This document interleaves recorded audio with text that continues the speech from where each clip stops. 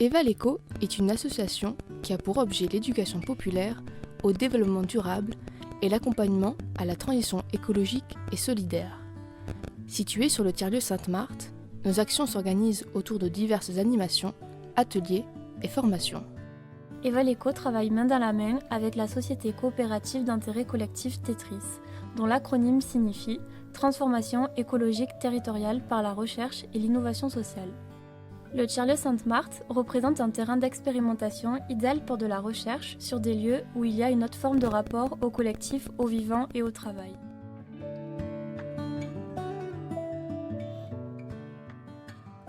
Cet espace se trouvant en face du portail fait office d'accueil. Nous nous retrouvons le matin à 9 h à cet endroit avec toute l'équipe. Cela nous permet d'échanger sur les événements du jour et voir tout le monde avant de commencer la journée.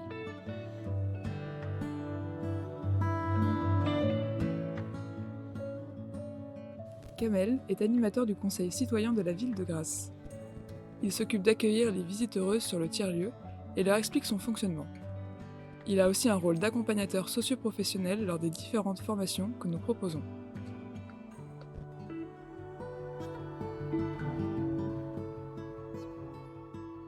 La déchetterie, aussi appelée déchettetrice, est volontairement placée à l'entrée du tiers-lieu. Nous faisons notre maximum pour réduire notre production de déchets grâce au réemploi et à l'économie de matériaux, tout en étant transparent sur le volume que nous ne réutilisons pas.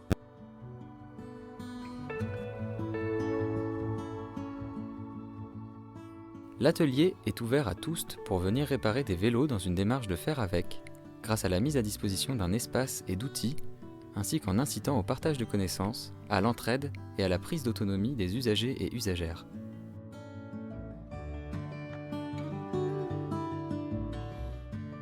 C'est là où les projets de bricolage créatif ont lieu la plupart du temps. C'est un espace de transmission et d'apprentissage important du lieu, autant pour les services civiques de l'association que pour les personnes de l'extérieur. Les outils sont mis à disposition de tous, à utiliser seuls ou à plusieurs si besoin. Toujours dans cette optique de partage des savoirs, Bernard transmet des techniques de travail et montre comment utiliser les différents outils.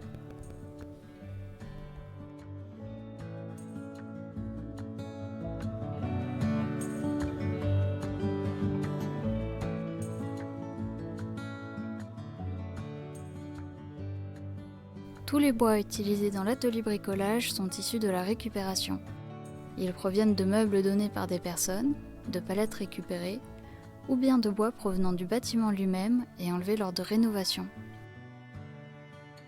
Le but est de partir du bois que l'on a et de faire ainsi évoluer nos idées en fonction du matériau disponible.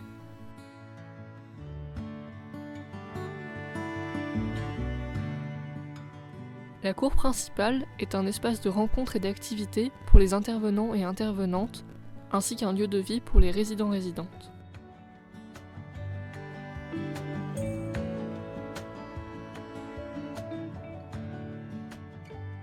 Menant sur les ateliers, on y trouve aussi le déshydrateur solaire, qui est un dispositif low-tech utilisant l'énergie solaire pour sécher des aliments. Un peu plus loin, des jardinières issues de bidons recyclés permettent aux personnes à mobilité réduite d'avoir accès à un potager. L'administration comprend à la fois la comptabilité, les ressources humaines, la gestion des locaux, ainsi que la logistique des lieux.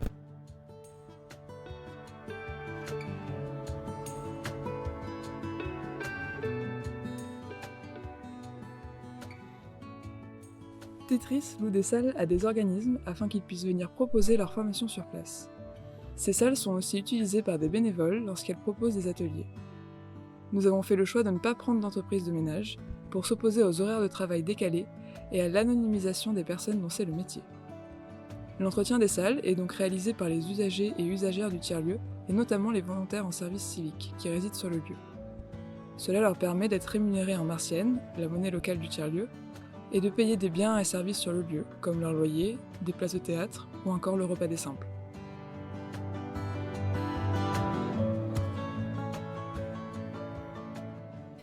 Cette salle sert d'atelier à Robec, artiste peintre, qui, en plus d'exercer son art, propose chaque semaine des ateliers dessin ouverts à tous.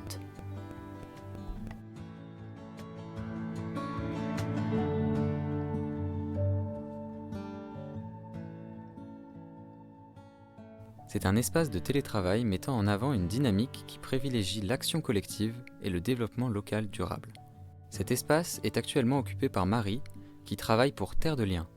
Cette association permet de préserver les terres agricoles via l'installation d'agricultrices dans le bio.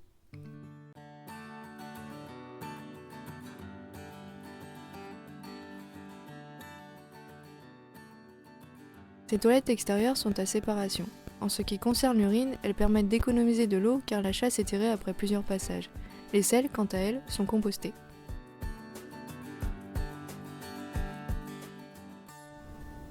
C'est une reconstitution d'un sol vivant par l'ajout de matériaux organiques pour reformer les différentes couches du sol fertile au-dessus d'un sol artificiel.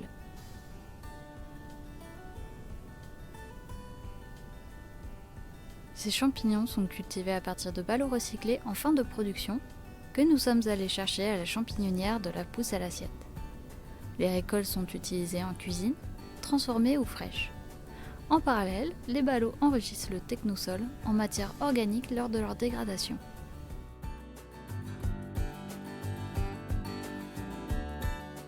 Des cuves sont situées à différents endroits du tiers-lieu pour récupérer l'eau de pluie.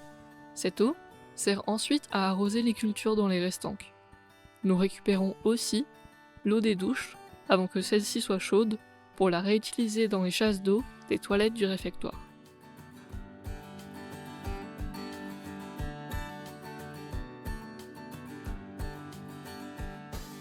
Les restanques sont des terrasses où nous cultivons des légumes que nous utilisons pour préparer des repas en cuisine pro. Un espace non cultivé est préservé pour une famille de blaireaux et pour un renard avec lesquels nous cohabitons. On trouve aussi une mare dont le but est de recréer un écosystème favorable à la biodiversité.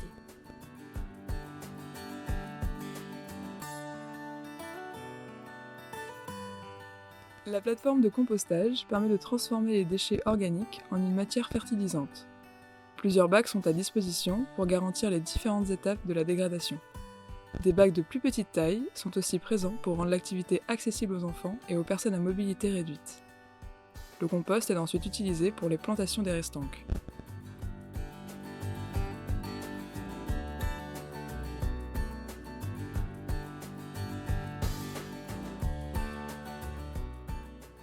Le Jardin des Simples est un espace où l'on retrouve des plantes médicinales et aromatiques.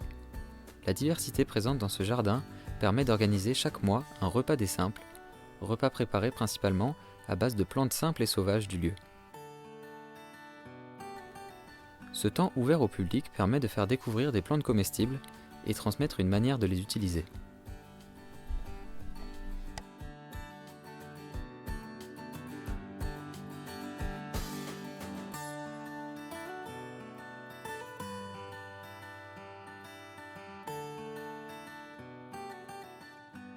Le réfectoire est le lieu de vie principal du tiers-lieu.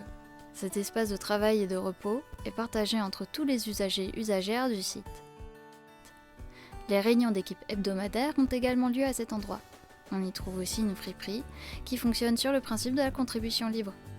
En dehors des heures de travail, le réfectoire est aussi un lieu de vie central pour les résidents-résidentes où elles partagent des moments conviviaux. La crypte est une salle multifonction. Elle est mise à disposition pour des activités internes ou externes au lieu. Elle est parfois utilisée par les résidents et résidentes pour jouer de la musique sur leur temps personnel.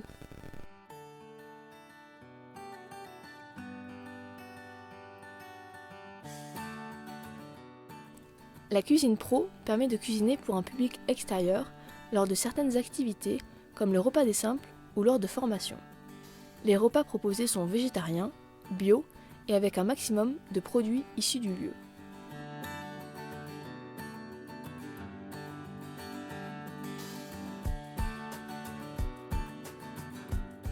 Cet espace est réservé aux résidents et résidentes. Les repas sont cuisinés en collectif et permettent d'expérimenter une forme de vie en communauté. Ce carré est un espace de détente à la fois pour les salariés et les résidents-résidentes. La tisanerie contient un séchoir et un espace de stockage pour les plantes.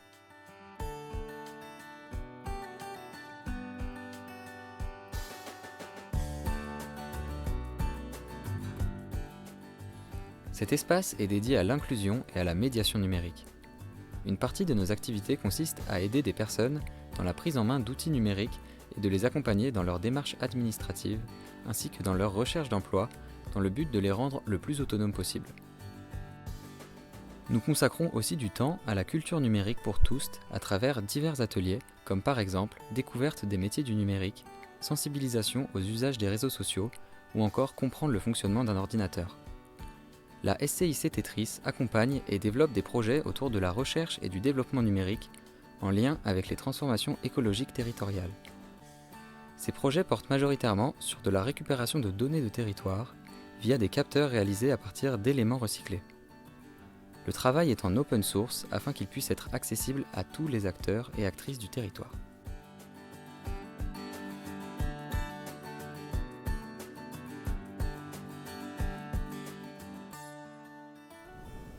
Cette salle sert d'atelier pour la graveuse numérique et l'imprimante 3D.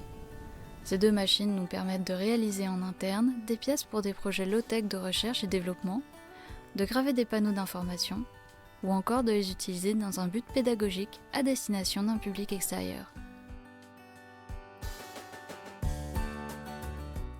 Cette chapelle non consacrée nous rappelle que le site fut habité en tant que couvent et appartient encore à une congrégation de bonnes sœurs. À présent, cet espace atypique accueille des expositions artistiques variées. À titre d'exemple, Ludivine et Simon, bénévoles et salariés de l'association, ont exposé leur série photographique Renouée, mettant en lumière des individus en remobilisation dans le but de leur donner une image positive d'elles-mêmes.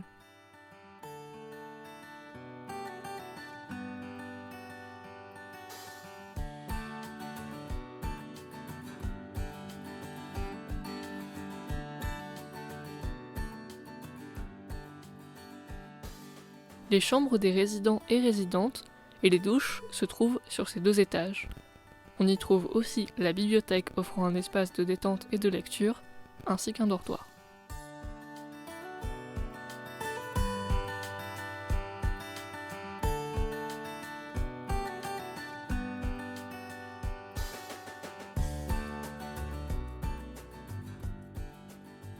Le centre de recherche est la colonne vertébrale de la SCIC Tetris. Le programme de recherche a 3 axes, production de connaissances, outillage des actrices et opérationnalisation. Le tiers-lieu lui-même repose sur cette notion de recherche et est un terrain d'expérimentation sur une autre forme de vie en collectif.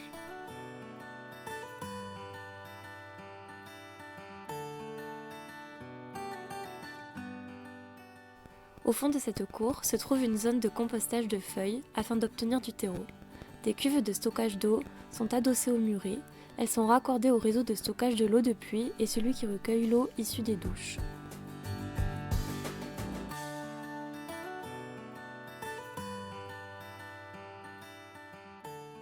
Cette serre bioclimatique a été construite selon des techniques en éco-construction à partir de matériaux naturels et recyclés. Cela permet d'accumuler la chaleur la journée et d'en restituer une partie la nuit. Nous utilisons cette serre pour faire pousser des boutures et faire des semis.